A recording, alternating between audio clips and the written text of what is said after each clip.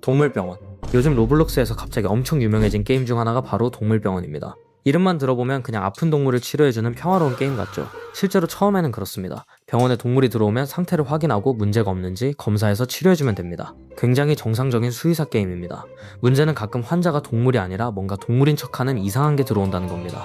눈이 이상하게 생겼거나 몸의 모양이 조금 잘못됐거나 입안에 이빨이 필요 이상으로 많이 들어있는 경우도 있습니다. 이런 애들을 제대로 구분하지 못하면 병원이 아니라 여러분이 치료를 받아야 할 상황이 생깁니다. 그래서 게임을 하다 보면 동물을 치료하는 시간보다 얘가 진짜 강아지가 맞나? 하고 얼굴을 쳐다보는 시간이 더 길어집니다. 특히 멀쩡하게 생긴 환자까지 의심하기 시작하면 더 심각합니다. 강아지가 그냥 웃고 있을 뿐인데 저 웃음 뭔가 이상한데? 하면서 30초 동안 관찰하게 됩니다. 게임 한 판 했을 뿐인데 사람에 대한 신뢰까지 조금 줄어드는 거죠. 이런 단순한 규칙에 공포 요소를 섞은 방식이 생각보다 중독성이 있어서 최근 한국 로블록스 유튜브에서도 동물병원 영상이 엄청 많이 나오고 있습니다. 업데이트로 새로운 변칙성이나 괴물이 추가될 때마다 또 영상이 쏟아지고요. 결국 원래는 동물을 살리는 게임이었는데 요즘은 환자가 문을 열고 들어오는 순간부터 일단 범죄자처럼 의심하는 게임이 됐습니다. 진짜 수의사분들이 보시면 조금 속상하실 것 같습니다. 햄토리. 요즘 한국 로블록스 유튜브를 조금이라도 봤다면 이 이름을 한 번쯤은 보셨을 겁니다. 바로 10살 로블록스 유저로 유명해진 BLACK 햄토리입니다. 처음에는 그냥 귀여운 말투로 게임하는 어린 유저 정도였는데 라이벌을 하고 유명 유튜버들이랑 같이 게임하고 노래도 부르고 굽이랑 만나고 어느 순간부터 로블록스 유튜브 여기저기에서 햄토리가 나오기 시작했습니다. 진짜 조금 과장하면 제가 유튜브를 켰는데 햄토리가 없으면 인터넷이 끊긴 건가 확인해야 할 정도였습니다. 특히 귀여운 이미지랑 다르게 라이벌에서는 생각보다 게임을 잘해서 더 화제가 됐습니다. 분명 10살짜리한테 게임을 가르쳐주려고 들어왔는데 몇 분 뒤에는 어른들이 햄토리한테 맞고 있습니다. 교육의 방향이 반대로 된 거죠. 실제로 햄토리 채널도 시작한 지 얼마 안 돼 구독자 10만 명을 넘길 정도로 엄청 빠르게 커졌고 여러 로블록스 유튜버 영상에 계속 등장하면서 거의 하나의 밈처럼 퍼졌습니다. 지금은 보호자 판단으로 햄토리 본인 채널 활동은 잠시 쉬고 있지만 친하게 지내던 유튜버들과 게임은 계속할 수 있다고 합니다. 그러니까 완전히 사라진 건 아닙니다. 그냥 야생으로 돌아간 겁니다. 로블록스 어딘가에서 또 발견될 가능성이 있습니다.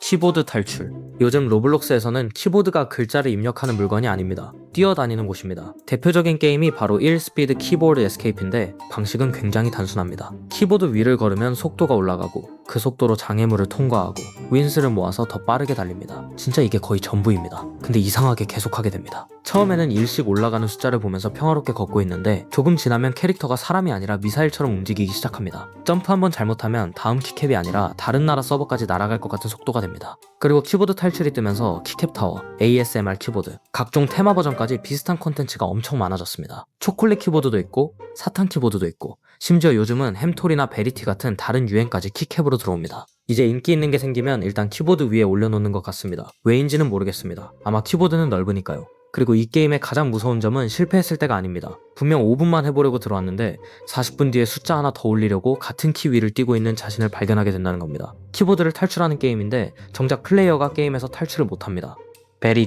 베리티는 요즘 로블록스 공포 컨텐츠에서 갑자기 엄청 자주 보이기 시작한 캐릭터입니다. 원래 이야기에서는 이탄이라는 아이가 혼자 집에 있을 때 정체불명의 상자를 받게 되고 그 안에서 베리티라는 존재를 발견합니다. 처음에는 굉장히 친절합니다. 자기는 모든 걸 알고 있고 뭐든 도와줄 수 있는 개인 도우미 친구라고 소개합니다.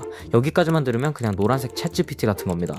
문제는 며칠이 지나면서 얘가 점점 이상해집니다. 집을 보고 소리를 듣고 행동도 수상해지고 결국 3일 뒤에 뭔가가 온다는 식으로 분위기가 완전히 공포 게임으로 바뀝니다. 정상적인 사람이라면 첫날 상자가 말하는 순간 경찰을 부를 것 같은데 공포게임 주인공들은 그런 판단을 하지 않습니다. 그래야 게임이 시작되니까요. 그리고 베리티가 유명해진 뒤에는 원래 게임만 뜬 게 아닙니다. 베리티 모드, 괴물 버전, 보이스 챗 트롤링, 키보드 탈출의 베리티 키캡까지 정말 아무데나 등장하기 시작했습니다. 실제로 해외에서는 베리티를 이용한 영상들이 수백만 조회수를 찍고 있고 한국 로블록스 영상에서도 베리티를 키캡에서 찾는 컨텐츠까지 나왔습니다. 이쯤 되면 베리티가 집에 침입한 게 아니라 유튜브 알고리즘에 침입한 것 같습니다. 그리고 거기가 더 살기 좋은 것 같습니다. 왁부볼. 요즘 한국 인터넷을 보다 보면 갑자기 사람들이 말랑한 공을 눌러서 터트리고 있습니다. 그게 바로 왁부볼입니다. 원래는 안에 젤 같은 내용물이 들어있는 말랑이 장난감인데 이걸 누르고 찌그러뜨리고 얼리고 심하면 아예 부숴버리는 ASMR 영상이 엄청 유행하기 시작했습니다. 그냥 공 하나 만지는 건데 조회수가 몇백만씩 나옵니다. 인간 문명이 굉장히 멀리 왔다는 걸 느낄 수 있습니다. 특히 눌렀을 때 나는 끈적하고 바삭한 소리 때문에 야르하다 같은 표현까지 붙으면서 하나의 밈처럼 퍼졌고 결국 당연하게도 로블록스까지 들어왔습니다. 이제 왁부볼을 부수는 게임도 있고 왁부볼 타워도 있고 키보드 ASMR이랑 합쳐진 버전도 있습니다. 로블록스에서는 뭔가 유행하면 게임으로 만들지 않고는 못 버티는 병이 있는 것 같습니다. 처음에는 실제 왁부볼을 사서 눌렀는데 이제는 컴퓨터 안에 있는 가짜 왁부볼을 눌러서 소리를 듣고 있습니다. 현실에서 시작한 장난감이 다시 게임 속 장난감이 된 거죠. 그리고 더 이상한 건 이게 생각보다 재밌다는 겁니다. 별다른 목표도 없이 왁부볼 하나 부수려고 타워를 올라가고 부수고 나면 또 다른 왁부볼을 찾습니다. 게임의 최종 보스가 말랑이입니다. 과거 로블록스 유저들이 드래곤이랑 싸웠다면 2026년에는 젤리공이랑 싸우고 있습니다. 시대가 많이 평화로워졌습니다. 계란을 훔치다. Steal a Brain Rot 이 성공한 뒤 로블록스는 중요한 사실을 하나 깨달았습니다.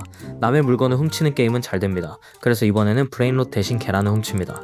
게임 이름도 굉장히 정직하게 Steal and Egg입니다. 기본적으로 계란을 얻어서 돈을 벌고 더 희귀한 계란을 모으고 기회가 생기면 다른 사람 계란도 가져옵니다. 네, 결국 부음에서 사람이 콩이랑 상어 대신 닭이 된 겁니다. 근데 계란에도 등급이 있기 때문에 좋은 알 하나를 얻으면 사람들이 생각보다 엄청 진지해집니다. 특히 드래곤 알이나 이터널 같은 희귀한 계란이 나오면 갑자기 서버 전체가 농장이 아니라 은행 금고처럼 변합니다. 주인은 계란 옆을 떠나지 않고 다른 유저들은 주변을 빙빙 돌면서 기회를 봅니다. 그냥 계란 하나인데 경호원이 필요한 수준입니다. 그리고 최근에는 초거대 알이나 어드민 어뷰즈 같은 이벤트까지 생기면서 한국 유튜브에서도 계란 훔치는 영상이 빠르게 늘어나고 있습니다. 몇 달 전에는 사람들이 퉁퉁퉁 사우루를 지키고 있었는데 이제는 알을 지키고 있습니다. 다음에는 뭘 훔칠지는 저도 모르겠습니다. 의자, 냉장고, 세금 같은 것도 나올 수 있습니다. 로블록스 개발자들이 아직 훔치지 않은 물건이 많이 남아있으니까요. 아무튼 지금 중요한 건 하나입니다. 서버에서 비싼 계란을 가지고 있다면 친구도 믿지 마세요. 이 게임에서는 우정에도 문이 달려있어야 합니다. 99일 99 Nights in the Forest는 이름 그대로 숲에서 99일 동안 살아남는 게임입니다. 낮에는 자원을 모으고 기지를 만들고 밤이 되기 전에 준비를 해야 합니다. 여기까지만 들으면 그냥 평범한 생존 게임 같습니다.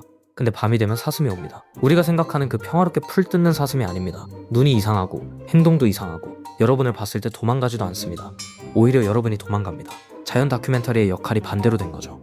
특히 처음 하는 유저들은 낮에 나무 몇 개 캐면서 생각보다 별거 없네? 하고 돌아다니다가 첫날 밤에 바로 야생동물 교육을 받습니다. 그리고 게임을 오래 할수록 숲을 더 탐험하고 새로운 장소를 찾고 더 위험한 상황까지 버텨야 하기 때문에 생각보다 한 판이 굉장히 길어집니다. 문제는 이름이 99일이라서 20일 정도 살아남아도 별로 많이 한 것 같지가 않다는 겁니다. 다른 게임에서는 20일 생존하면 베테랑인데 여기서는 아직 출석 일수가 부족합니다. 그래서 한번 제대로 시작하면 오늘 조금만 해야지가 잘 안됩니다. 친구들이랑 숲에 들어간 게 저녁이었는데 나오고 보니까 현실에서도 밤이 되어 있을 수 있습니다. 게임 안에서는 99일을 살아남았는데 현실에서는 하루를 잃은 겁니다. 나의 이상형 타워. 요즘 로블록스에는 타워를 올라가는 것보다 질문에 대답하는 게 더 중요한 타워들이 많아졌습니다. 대표적인 게 나이타워나 이상형 타워 같은 게임들입니다. 한층 올라갈 때마다 질문이 나오고 선택에 따라 다른 길로 가거나 특정 조건에 맞는 사람끼리 갈라지는 식이죠. 원래 타워 게임은 점프를 잘해야 올라갈 수 있었습니다. 이제는 취향이 맞아야 올라갑니다. 운동 능력에서 사회성 검사로 장르가 바뀐 겁니다. 특히 이상형 타워에서는 연상 vs 연하, 귀여운 사람 vs 잘생긴 사람 이런 질문들이 계속 나오는데 문제는 사람들이 생각보다 진지하게 대답한다는 겁니다. 게임 하나 하러 들어왔는데 갑자기 자기 연애 가치관을 공개하고 있습니다. 그리고 친구랑 같이 하면 더 위험합니다. 평소에는 전혀 몰랐던 취향을 여기서 알게 될 수도 있거든요. 너 이런 사람 좋아했어? 라는 말이 나오기 시작하면 이미 타워는 중요하지 않습니다. 나이 타워도 비슷합니다. 캐릭터가 점점 늙거나 특정 나이에 맞춰 모습이 바뀌는 걸 보는 재미 때문에 계속 올라가게 됩니다. 처음에는 귀여운 캐릭터였는데 몇 분 뒤에는 허리가 아파 보입니다. 로블록스에서까지 세월의 무서움을 체험할 필요가 있는지는 모르겠습니다. 그래도 이런 타워들이 잘 되는 이유는 단순합니다. 점프만 하는 것보다 친구랑 떠들거리가 훨씬 많이 생기기 때문입니다. 이제 타워는 장애물을 넘는 게임이 아니라 서로의 비밀을 조금씩 캐내는 건물이 된 것 같습니다. 어드민 어뷰즈. 요즘 인기 로블록스 게임을 하다보면 업데이트보다 더 기다려지는 시간이 있습니다. 바로 어드민 어뷰즈입니다. 이름만 보면 관리자가 권력을 남용하는 굉장히 심각한 사건 같지만 요즘 로블록스에서는 개발자나 관리자가 서버에 들어와서 평소에는 보기 힘든 아이템을 뿌리거나 희귀 캐릭터를 소환하거나 게임 규칙을 갑자기 이상하게 바꾸는 이벤트를 이렇게 부르기도 합니다. Steal a Brain Rot에서도 유명했고 계란을 훔치다 같은 최근 게임에서도 어드민 어뷰즈가 나오면서 사람들이 시간 맞춰 서버에 들어가기 시작했습니다. 평소에는 관리자를 만나면 긴장해야 하는데 여기서는 관리자가 나타나면 사람들이 환영합니다. 왜냐하면 돈을 뿌릴 수도 있거든요. 굉장히 현실적인 태도입니다. 특히 초이기 아이템이나 평소에는 얻기 힘든 게 갑자기 등장하면 서버 분위기가 바로 바뀝니다. 방금 전까지 서로 싸우던 유저들이 갑자기 같은 장소로 뛰어갑니다. 평화가 찾아온 게 아닙니다. 더 큰 이익이 생긴 겁니다. 그리고 이런 이벤트는 언제 뭘 할지 모른다는 점 때문에 유저들이 라이브나 업데이트 시간을 계속 기다리게 만듭니다. 어떤 사람은 게임을 하려고 접속하는 게 아니라 관리자가 사고 치는 걸 구경하려고 접속합니다. 사실 이쯤 되면 어드민 어뷰즈가 아니라 어드민 공연입니다. 개발자가 서버에 들어와 버튼 몇 개 누르면 수천 명이 동시에 소리를 지릅니다. 로블록스에서는 관리자도 이제 컨텐츠 크리에이터가 된 것 같습니다. 0.001%. 요즘 로블록스 게임을 보면 이상하게 이 숫자를 굉장히 자주 볼 수 있습니다. 1%도 아니고 0.1%도 아니고 꼭 0.001% 같은 숫자가 나옵니다. 이유는 간단합니다. 엄청 희귀해 보여야 하기 때문입니다. 알에서도 나오고 펫에서도 나오고 무기에서도 나오고 상자를 열어도 나옵니다. 이제 로블록스에서 좋은 아이템을 얻으려면 실력보다 소수점이 더 중요할 때가 있습니다. 특히 게임 썸네일이나 유튜브 제목에 0.001% 초이기, 전세계 몇 명 없음 같은 말이 붙으면 사람들이 바로 궁금해집니다. 그래서 저게 뭔데? 하고 들어가게 되는 거죠. 그리고 들어가면 보통 몇 시간 동안 똑같은 행동을 반복합니다. 0.001%를 얻기 위해서요. 계산해보면 굉장히 희망적인 숫자는 아닙니다. 근데 로블록스 유저들은 희망이 없어 보일수록 더 열심히 합니다. 한 번 더 열면 나올 것 같거든요. 이 생각을 3000번쯤 반복합니다. 그리고 진짜로 나오면 그동안의 모든 고생이 갑자기 추억으로 바뀝니다. 안 나오면 게임이 쓰레기였다고 욕하고 나갑니다. 매우 공정한 평가 방식입니다. 요즘은 게임마다 희귀도의 경쟁도 점점 심해져서 0.01%보다 0.001%가 더 멋있고 나중에는 0.00001%까지 내려갈 수도 있습니다. 이 속도로 가면 언젠가는 아이템을 얻는 확률보다 제가 로블록스 CEO가 될 확률이 더 높아질 것 같습니다. 결국 요즘 로블록스에서 가장 강력한 몬스터는 괴물도 아니고 관리자도 아닙니다. 확률입니다.